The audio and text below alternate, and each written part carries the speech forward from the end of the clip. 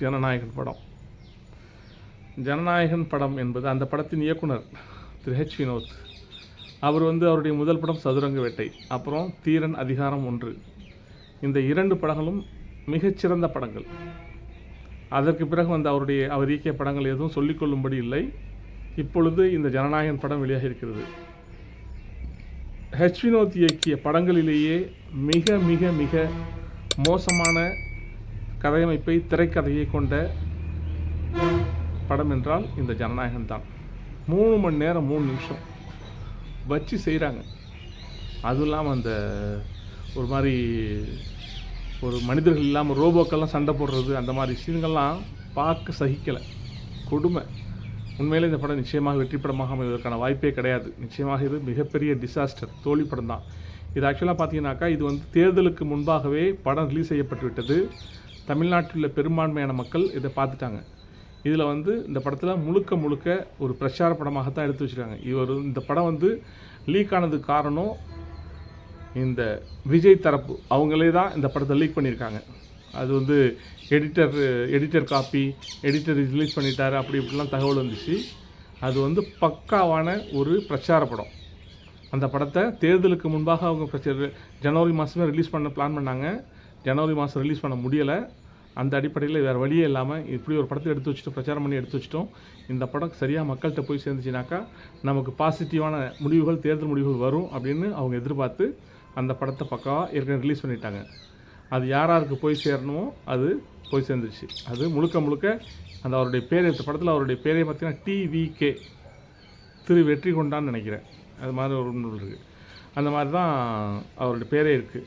Full and full அந்த TVK படத்துக்கான ஒரு பிரச்சார படம் தான். இந்த படத்தை பார்த்துட்டு அமைச்சர்கள்லாம் கதறி எடுத்திருக்காங்க. நான் ஃபஸ்ட்டு அழுததை பார்த்தது யாருனாக்கா கரூருடைய மாவட்ட செயலாளர் மதியழகன். அவர் அழுத ஒரு வீடியோ கிளிப்ஸ் தான் முதல்ல பார்த்தேன். நான் நினச்சேன், அட பாய் மனுஷா, கரூரில் 41 பேர் துருக்கி செத்து போனாங்களே, அந்த சமயத்தில் நீ அழுதியா? அப்ஸ்காண்ட் ஆகிட்டீங்க எல்லோரும். பார்த்தீங்கன்னாக்கா அந்த நெட்டக்காலன் ஆதவ் அர்ஜுனா அவர் எவாக்குவேட் சொன்னார். அதோட இறங்கி ஓடினவர் தான் நம்ம தமிழ்நாடு முதலமைச்சர் திரு விஜய் அவர்கள். ஓடியே போயிட்டார். ஏர்போர்ட்டில் போய் அங்கே நிருபர்கள் கேட்ட கேள்விக்கெல்லாம் பதில் சொல்லாமல் தனி விமானத்தில் ஏறி போய் பனையூர் பங்களாவில் போய் பதுங்கினவர் தான். 5-6 நாள் கழித்து தான் அவர் வெளியே வந்தார், வீடியோ போட்டார். சிஎம் சார், இது நடவடிக்கை இருக்குன்னா என் மேலே நடவடிக்கை இருக்குது, எங்கள் ஆட்களெல்லாம் கை வைக்காதீங்க அப்படிலாம் என்னமோ அப்போது தமிழ்நாடு முதலமைச்சராக இருந்த திரு மு.க. ஸ்டாலினை மிரட்டுற மாதிரி ஒரு வீடியோலாம் போட்டார். அப்போ யாருமே நிற்கலை. அந்த சமயத்தில் யாருமே ஒரு சொட்டு கண்ணீர் சிந்தலை. விஜய் வீடியோ போட்டாரே, அந்த வீடியோவில் கூட அதுக்கு அந்த நடந்துவிட்ட சம்பவத்திற்கு ஒரு வருத்தம் தெரிவித்து ஒரு கண்ணீர் சிந்தலை. ஒரு தெனாவட்டா மிரட்டுற மாதிரி தான் வீடியோ போட்டார். இப்போ பார்த்தீங்கன்னாக்கா இது திரு விஜய் அவர்கள் நடித்த கடைசி படமாக ஜனநாயகன். அதனால் இனிமேல் விஜயண்ணாவை நான் பார்க்க முடியாது, ஸ்க்ரீனில் பார்க்க முடியாது அப்படின்ட்டு ஒவ்வொருத்தரும் எல்லாமே அழுகுறாங்களாம். எல்லா அமைச்சர்கள் கிட்டத்தட்ட அழுதுருக்காங்க. நான் முதல்ல பார்த்த வீடியோ எதுனாக்கா கரூருடைய மாவட்ட செயலாளர் மதியழகன் அழுத வீடியோ தான். அப்புறம் அமைச்சர் புதுக்கோட்டை சேர்ந்த ஃபர்வேஸ்னு ஒரு அமைச்சர் இருக்கார், அவர் எழுதியிருக்காரு. எல்லாம் அழுதுருக்காங்க. என்ன இப்போ படத்தை அவர் இந்த படத்தை பார்க்கலாம், வேறு படத்தை தான் பார்த்துக்கொண்டி தான். இதுதான் கடைசி படம், இனிமேல் எங்களை விஜயனா நான் லைஃப்பில் ஸ்க்ரீனில் பார்க்க முடியாது அப்படி இப்படின்னு நினச்சி கதறி எழுதிருக்கீங்க. நமக்கும் வருத்தம் தான். ஒரு ஆடியன்ஸாக பொதுவான ஒரு ரசிக மனநிலையில் பார்க்கும்போது விஜய் என்ற ஒரு மிகச்சிறந்த என்டர்டைனர்.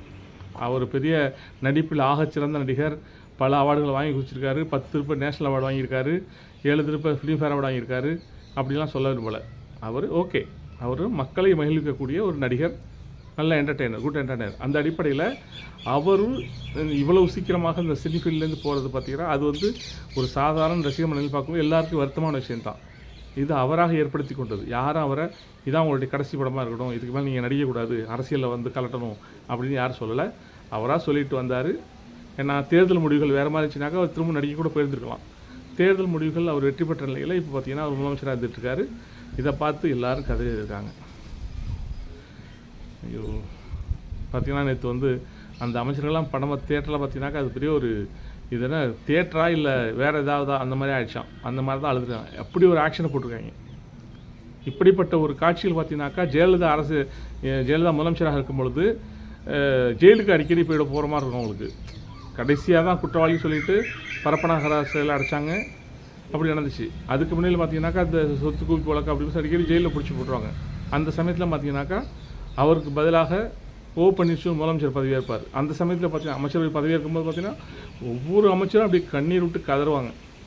ஆனால் பார்த்தீங்கன்னா ஜெயலலிதா இறந்த பிறகு எந்த அமைச்சரும் அப்படியெல்லாம் அழுகலை. அவர் உயிரோடு இருக்க வரைக்கும் எப்படி இருந்தாலும் இந்த வீடியோ வந்து சில முதலமைச்சர் ஜெயலலிதா அவர்கள் பார்ப்பாங்க என்ற அடிப்படையில் அப்படி ஒரு நடிப்பை போட்டாங்க அதிமுகவுடைய முன்னாள் அமைச்சர்கள், அப்போ அமைச்சர் பதவியேற்றவர்கள்லாம். ஜெயலலிதா இறந்த பிறகு யாரும் அப்படியெல்லாம் கண்ணீர் விட்டு கதறி அழுத மாதிரி எனக்கு ஞாபகம் இல்லை. அதே போன்ற காட்சி தான் இப்போ சமீபத்தில் நேற்று முதல் நாள் முதல் காட்சி ஜனநாயகம் படத்து முதல் காட்சி நடைபெற்ற தியேட்டர்கள் இறங்கியிருக்கு. எல்லா அமைச்சர்களும் அழுதுருக்காங்க. 41 பேர் கரூரில் துருக்கி இறந்து போனாங்க. சொன்ன டயத்துக்கு வராமல் 12 மணிக்கு வரேன்னு சொல்லிட்டு 7 மணிக்கு வந்ததுனால அதிகமான கூட்டத்தை கூட்டி அந்த நெரிசலில் அந்த பஸ்ஸை கொண்டாந்து நடுவில் கூட்டத்தை பொழந்துக்கிட்டு அப்படியே வந்து பஸ்ஸை கொண்டாந்து நிப்பாட்டி எல்லாம் பண்ணதுனால அந்த ஏற்பட்ட நெரிசலில் 41 பேர் இறந்து போனாங்க. அந்த சமயத்தை ஒருத்தன் கூட அலுவலை. எல்லாம் துண்டை காணும் துணியை காணும் எங்கே ஓடினாங்கன்னே தெரில, ஓடி போய் ஒழிச்சுக்கிட்டாங்க. இன்றைக்கி என்னன்னாக்கா தியேட்டரில் எங்கள் அண்ணாவோட கடைசி படம் சொல்லிட்டு கதறியிருக்காங்க. இதெல்லாம் நினச்சா என்ன சொல்கிறது இல்லை, காலக்கொடுமை.